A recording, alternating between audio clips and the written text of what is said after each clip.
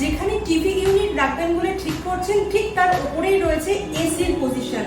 তাহলে তো খুব সমস্যা, কিভাবে সর্ট আউট করবেন প্রবলেমটা আসুন দেখে।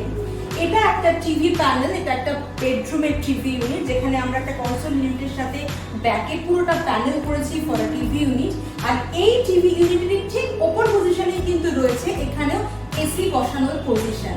আর তার জন্য আমরা কি করেছি, এটা পুরোটা প্যানেল করে দিয়েছি যার ব্যাকে রয়েছে এসির ওয়্যারিংটা।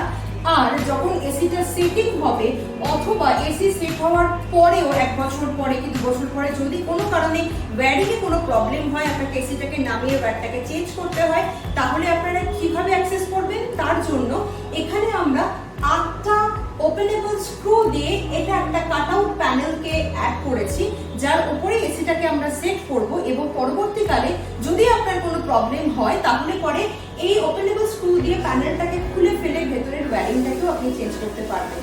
তো এইভাবে খুব সহজভাবে কিন্তু আপনারা টিভি ইউনিটের সাথে এসি প্যানেল বা এসি ইনস্টলেশন করতে পারেন। তার জন্য কোনো সমস্যা হয় না, শুধু কয়েকটা ট্রিক্স রাখার দরকার।